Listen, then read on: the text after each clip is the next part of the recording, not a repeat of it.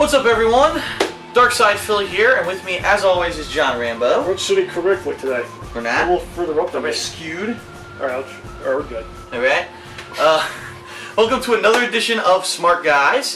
Today is Friday, May 10th, 2013. So a little bit on the earlier side this week, but that's fine. Some interesting stuff going on in the wrestling world. Yeah. Not so much with WWE, a little bit more with TNA this week, which we'll talk about. I'll probably focus more on them than anything else. Because we are doing this a day earlier than usual, obviously we can't talk about SmackDown. I mean, we could if we wanted to spoil, but we're not dicks like that. So next week, if anything significant happened on SmackDown, we'll talk about it. Incidentally, this next week I'm going to be on vacation in Philly. So more than likely, I'm not going to be able to watch the wrestling shows this next week. Oh no! So we have to watch them now. So, well, it might be funny because we might just be reading results and be like, "Oh, okay," you know. So we'll have to see what happens with that. But we will be here next week. Well, if we don't watch, we're not the only ones because the Raw ratings gone back to pre-WrestleMania. Pre-WrestleMania abysmal. Under 4 million viewers. Right. And so what happens when you got John Cena at the top of your company doing the same thing he's been doing for forever? 100 years, right? Yeah. It hasn't changed. The same character, the same stale. They're definitely at a low point right now. I think it's the lowest point right now. They've been in quite some time, which is saying a lot because it's been mostly pretty bad over the last couple of years. All right. So before we get started, just to let everyone know, yes, we are having a Smark Guys next week. It'll be on Saturday, and it's going to also be live streaming and videos on YouTube of our simulation of the Extreme Rules pay-per-view. Wow. And it's going to be very similar to like actually watching the pay-per-view because you're going to have us doing simulating a match. You'll have a short break. And it was funny because I talked about this in the channel. I talked about this in my channel update a couple days ago. And I said, we're going to be just like the real pay-per-view. There's going to be commercial breaks. And people, there's no commercial breaks during a pay-per-view. What are you talking about? Of course there is. No, wait a minute. Have you watched the WWE pay-per-view? The whole thing's a commercial for Let's see. something. WWE on YouTube. Make-A-Wish Foundation. Yep. The new WrestleMania on Blu-ray. The Rock's movies. Yeah, movie WWE films. The Rock's movie. Like the whole thing has massive commercial breaks now. Yeah. So okay, maybe it's not outside third-party commercial breaks, but it's still massive commercial breaks. Yeah, it's a parody of what they do. Exactly. We're having to try to have fun. You're not like here's a Subway ad, but you know. Right. So we're gonna simulate a pay-per-view, right. And it's gonna be live streaming so a week from tomorrow, as well as the videos will be uploaded to YouTube. So definitely check that out. So I just want to throw that out there. But speaking of Extreme Rules, everything in WWE is now trying to lead into this new pay-per-view. Well, not new pay-per-view, but the next pay-per-view. Which, by the way, it's going to be like 4.5 weeks where we're almost at of time since WrestleMania. So really, they're stretching at this point to find content leading into the next pay-per-view. The problem with WWE right now is it's bad stories, and that's one thing. Stories are bad, but if the stories are bad, it leads to like a good match. All right, that's one thing. But a lot of times, it doesn't even do that. It just leads to a match that's a filler match. All right. That's going to be rematched 400 times. Triple H, Brock Lesnar's was that one, and that's really the problem. It's bad storytelling, at least the bad matches a lot of the times, And I want to make a little comparison as we started here. I don't want to compare WWE to like wrestling companies because that's not what they do. They're above wrestling. They're entertainment. They're entertainment. Let's compare it to entertainment. And the biggest thing in entertainment right now, Iron Man 3, which I saw. Right, so that's entertainment. WWE's entertainment. True.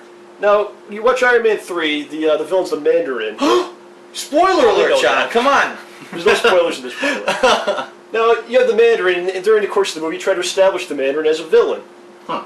Now, what they don't do is, like, the first time you see him on screen, he doesn't walk out and just get his ass handed to him, his ass kicked. And run away, cowardly. When he comes out in the middle of the movie, he doesn't come out and get his ass kicked and then run away.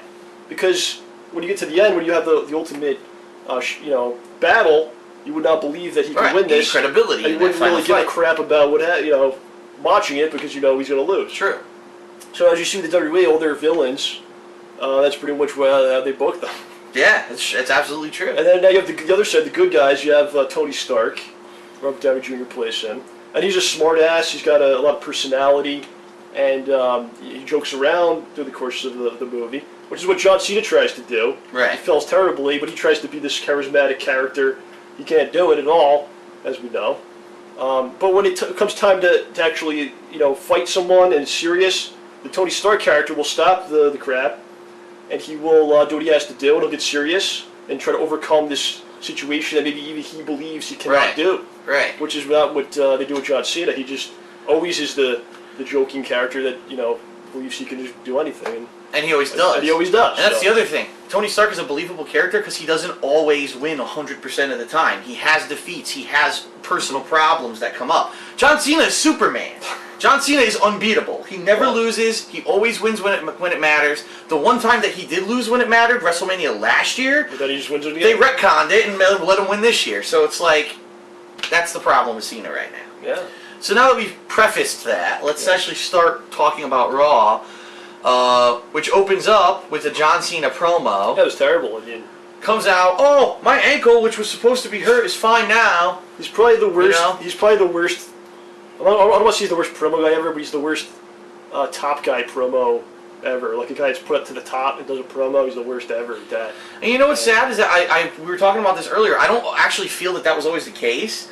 I think his previous promos in He's past had good years ones were way here and better. there.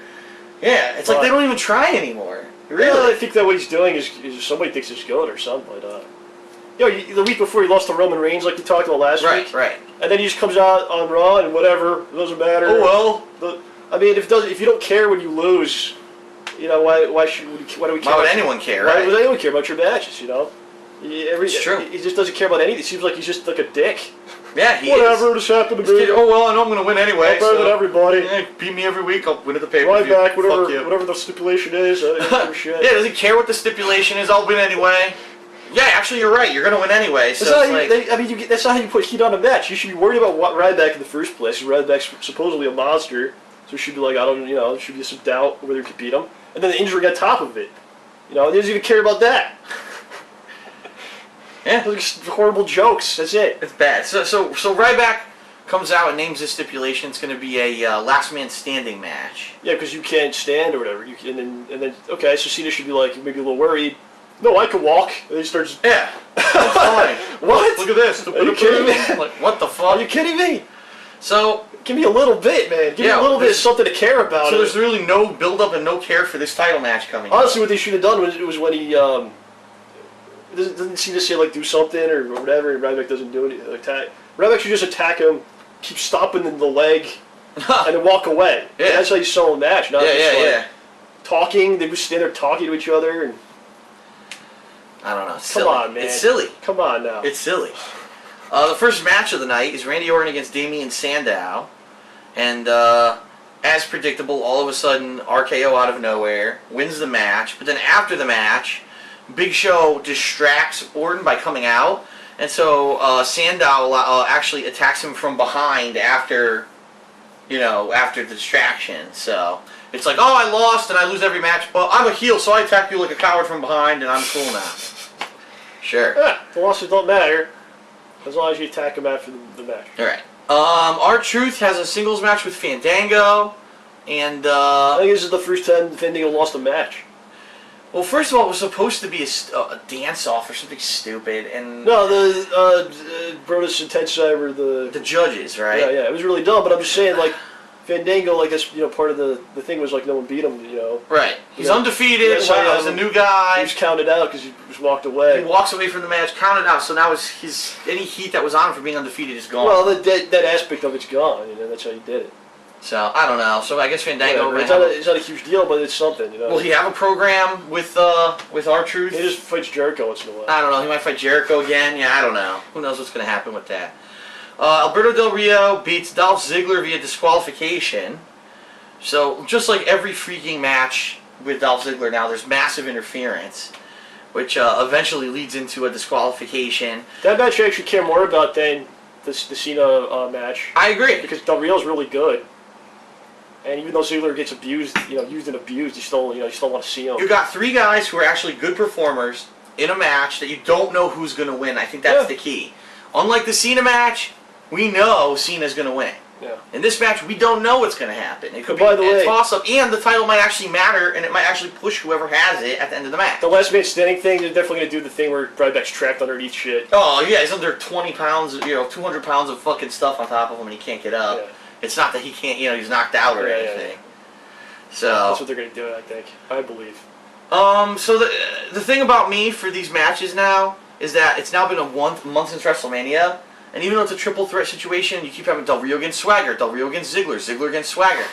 Every week it's the same now, and it's like, how many times can you have the same damn shit going on? And they've got another week too. There's another Raw coming up. It's like, how can you keep pushing this agenda so much that, you know, these guys have now wrestled each other two This times. might lead to SummerSlam. Oh I can see Cena Ryback continuing, and I can see this continuing too. This is weird. They're just going to keep going with the same thing. It's a weird stale point where there was such a lag since WrestleMania that things already seem stale, so that if they carry over to the next pay-per-view, it's going to be like, oh no, like, why is this still going on? I think they might do that. They might do that. What else do they have? The Shield has a 3 or 6-man tag match against Kofi Kingston and the Usos, where they pretty much destroy them. I mean, like, you know, it's not a long match and by any means. The Shield's the best thing going, man. Yeah, they're undefeated as a tag team. It looks like they're going to be going for the tag team belts. They're starting to get some singles wins too. They're getting singles wins and a lot of singles matches now, which I like as well. That's the best thing they got going. I mean, it was really them and Punk was keeping it all together. Punk's gone for who knows when, and right. So now you got the Shield, the only thing that's pretty much over in the whole cup. Yeah. Pretty much, I agree. It's like the one thing that the Smarks they didn't are like. No, it's the only thing they didn't kill yet, you know, or just overdo, you know. So that's true. So we'll see what happens with that. They haven't. I don't think they formally announced yet the tag title situation, but I get the feeling they'll be teasing it soon. Yeah, they'll be doing it. Antonio Cesaro defeats Zack Ryder in a completely worthless match. Yeah, Cesaro does a promo where he's like, you know, no one can do what I can do, and I'm so great and everything. Right. But it's like you just lost for like 2 months straight. And this is funny too, because he has this match against Zack Ryder. Who cares about him anymore? Yeah, like he beats him. Ryder, yeah. So guess what happened on Wednesday on main event? He jobs to Orton again. So it's like, so what was the point? But then it's funny because they pretend like the stuff that happens on main event doesn't really happen, and then they redo the matches later anyway. So yeah, like some of the SmackDown stuff doesn't happen sometimes. That's true too. That's true. You know, I swear to God, man, I think like the yodeling thing. I think that was because Fandango did his song, whatever. Yeah. And the audience started doing it. So they go, oh, what else can we try to do? I swear to God, that's what they did. So they go, let's have him yodel, and let's see if the audience does it too. Like they're trying to manufacture this stuff that you can't. You know, it's something cool when you do that. It's you know, when it's organic and the crowd does it. It's different. I don't think the crowd's gonna start yodeling anytime soon. But that's what they thought. I think. I'm serious.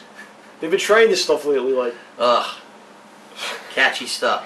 It all started with yes. It really did. It all started with the yes chant, you know?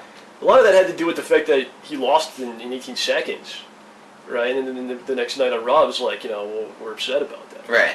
And they just went from there, you know, but I don't know. This other stuff's... It's bizarre. I don't think it's going to work out. It's bizarre. Okay, so the one thing that they kept showing all night ad nauseum was this clip of Brock Lesnar. This week he walked into WWE headquarters with Paul Heyman, and Heyman recorded the whole thing on his iPhone. And that was really outside the building, which is kind of funny because people were just driving by. Yeah. Then you're driving by and you see Lesnar out there. What the hell? Yeah, I've been outside that building. It's like you can't get anywhere near. It's not even like a lobby or anything. You go in. It's like they lock it down, man. Right. It's like gated and stuff. Like. Which is why it's funny that Lesnar just walked in. Yeah. No security at all. Forces his way into the office, gets to Triple H's office, and just starts destroying everything. And, you know, he takes the sledgehammer off the wall, and he slams the desk, and he breaks the sledgehammer, and he destroys the WWE logo on the wall. It was entertaining to watch. It was the best thing on the show, but, like, still, it's like, how is that realistic? First of all, it's an office. Who cares? Like, wow. No, it's a millionaire's office. Like Triple H is a millionaire. Oh no! You destroyed my table that will be written off, and I'll get another one. He works for a multi-million-dollar company. Yeah, I mean, like what's the big I'll deal? have somebody clean that up in the morning. And then, as if what we're saying needed to be confirmed, Triple H comes out and no-sells the whole thing. What was that about? He's like, well, you know, I have another office. It's called the Ring, so I'll see you at SummerSlam. He didn't care about the guy. Or not SummerSlam, Extreme Rules. Yeah, he didn't care about the guy that was like under the desk or whatever. He didn't care that the guy got choked out. I don't care about that. Like, who cares? What the hell? It's like, okay. Well, it was fun to watch though. Like it was, I don't know. Brock's a good character. Yeah, I mean, they could do more with him, honestly. Like a better he's character. Not around. Yeah, that's the thing. He's not around to actually have. He's a great as a character, but like once he's in the ring, then it's like he's not all that good. Honestly, I mean, all his matches have to be like some kind of gimmick match. Right. To carry the thing. Right. And he's not all that good. So this one's Hell in a Cell coming up? Yeah.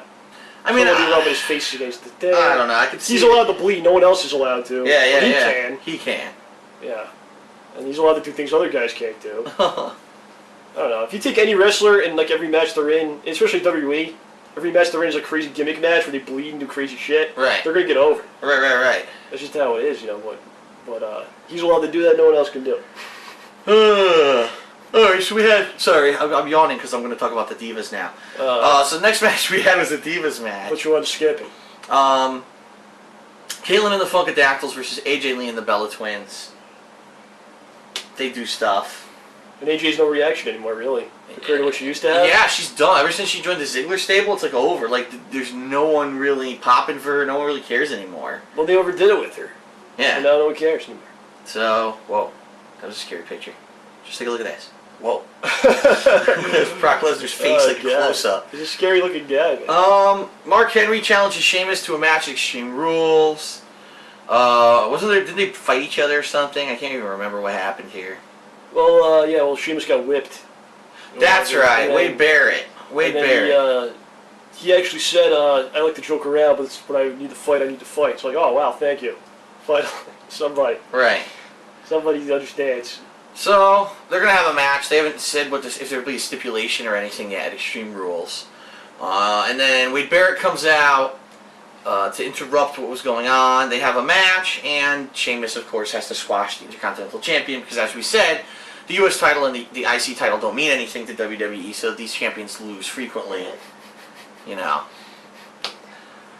Okay. Like, I don't even know what else to say. You just said we talk about every week, man. It's been going on for forever. So after the match, Mark Henry whips the living crap out of Sheamus with a belt. Yeah. They even had pictures on WWE.com like the welts on Sheamus's back. Of course, Sheamus is it's so bright color. white that if you touch him, he probably gets a welt anyway. So, you know. That's likely. I don't know what they were trying to sell. And then, at the end of the show, Ryback has a singles match with Kane, who he beats. No surprise. Like, who really thought that Kane was going to win this match? I don't know. And, I mean, wow, what a way to end the show. Like, okay. There's your show, ladies and gentlemen. That's the show. That was Raw. It was pretty much a filler week. No real development of anything. Next week, I don't know what they're going to do on Raw. Again, like I said, it's been so drawn out since WrestleMania. I don't know what they're going to do next week. More bad promos where Ryback stands there and... I mean...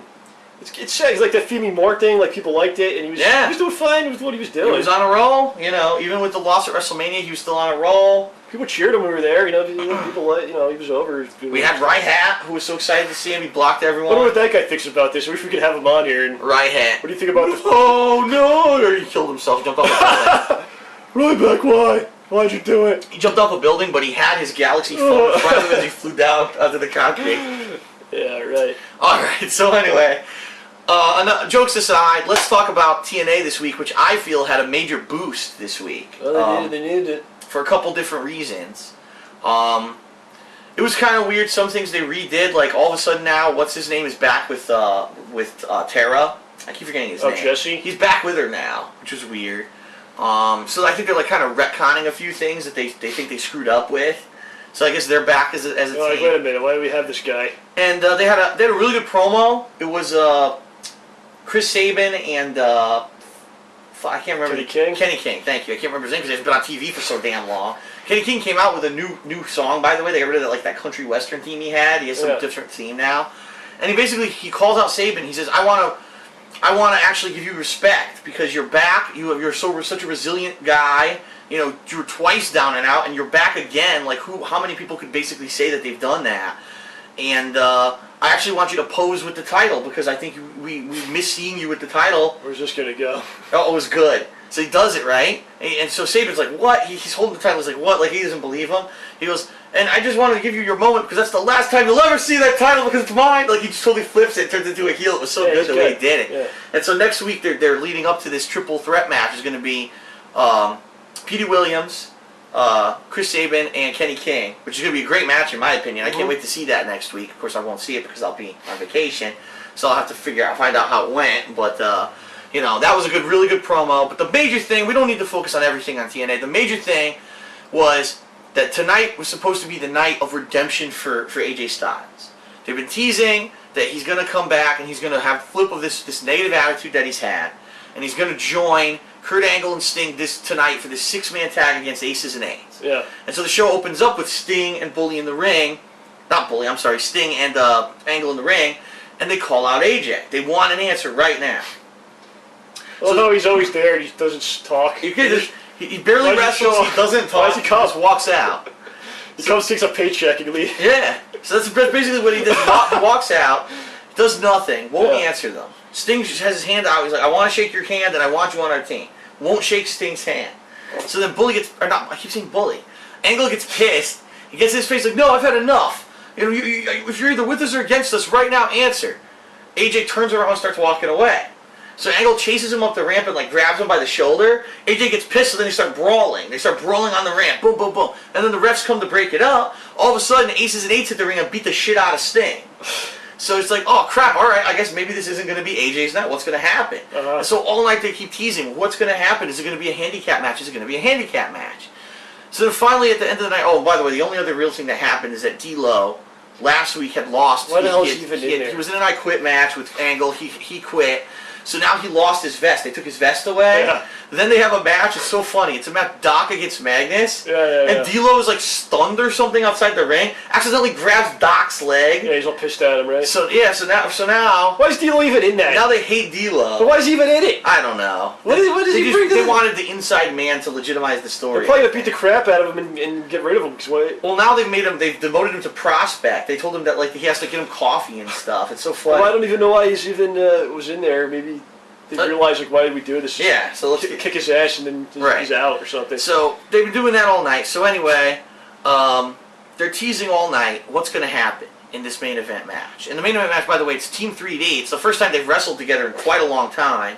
And Anderson against Sting and Angle in this handicap match.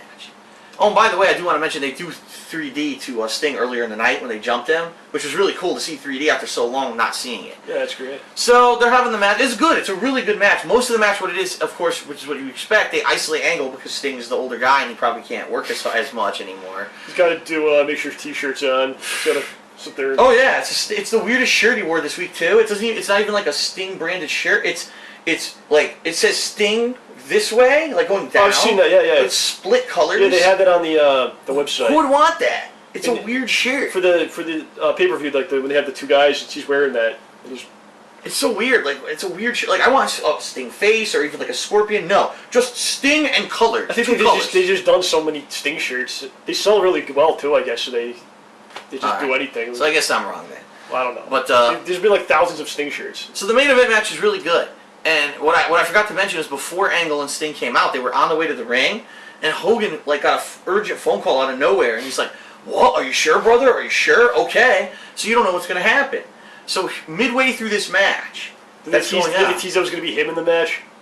They teased nothing. Did they tease that he was going to come out and join? Well, actually, I shouldn't bring that up. Yeah. He wanted to be in the match. They told him no. They said, no, you can't wrestle. You're too old. They was literally saying, you're too old, Hulk. So you just had surgeries. Even though he's going to probably soon. You can't wrestle. You can't be in the match. They told him no.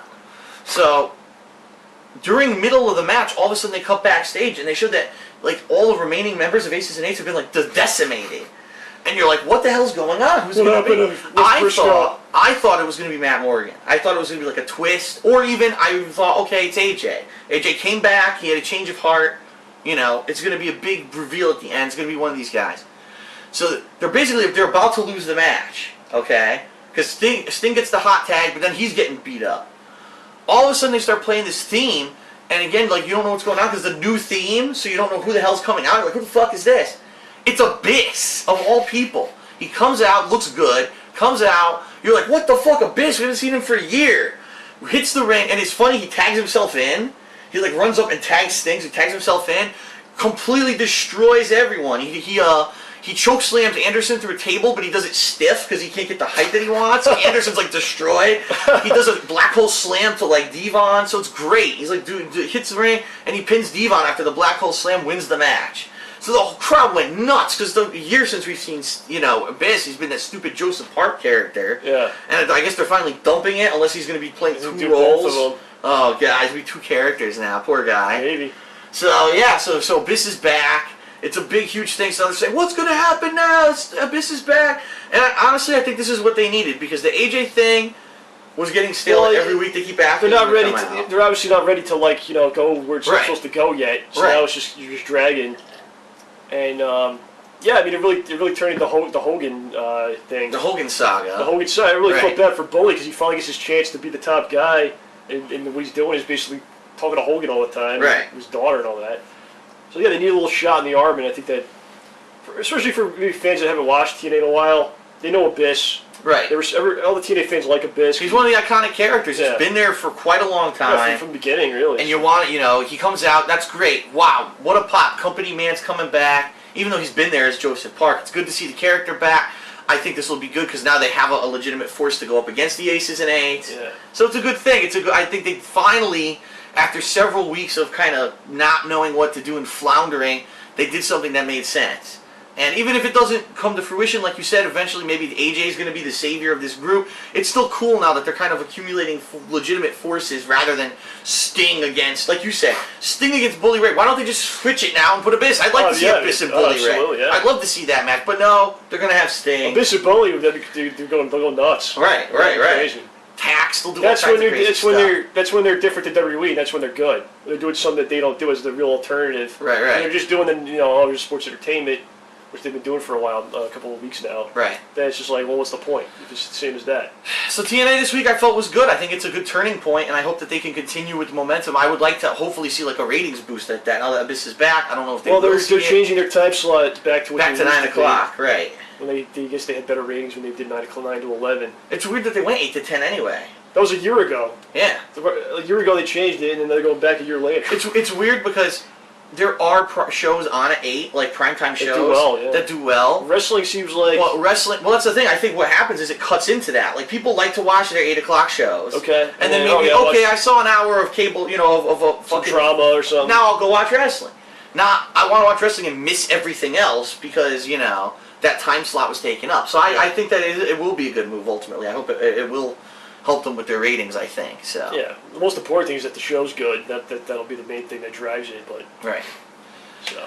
All right, so that's pretty much it for this week's edition of Smark Guys. We'll see you next week on Saturday for the next episode. Where again, I want to throw out there we will be live streaming and also uploading to YouTube our simulation of the Extreme Rules pay-per-view. So definitely, it's always fun. It's fun and they're mostly fun for me. I know people like to watch them, but I have the most fun of anyone. We have fun. We do. We have a lot of fun when we do them. We always enjoy the matches. They always turn out good, and crazy stuff goes on. And we get to have fun, kind of simulating being. The Miz gets a count out victory at WrestleMania. Right. He doesn't care. He gets a count out victory. Pretty funny, and so that's it. So we'll see you next week for that. Again, like I said, I'll be on vacation this week, so unfortunately I won't be able to watch the wrestling shows, but I'll try to at least get myself up to speed before we do Smart Guys next week so I know everything that happened. That's it. So thanks a lot, everyone, for watching Smart Guys. We'll see you next week. Peace out.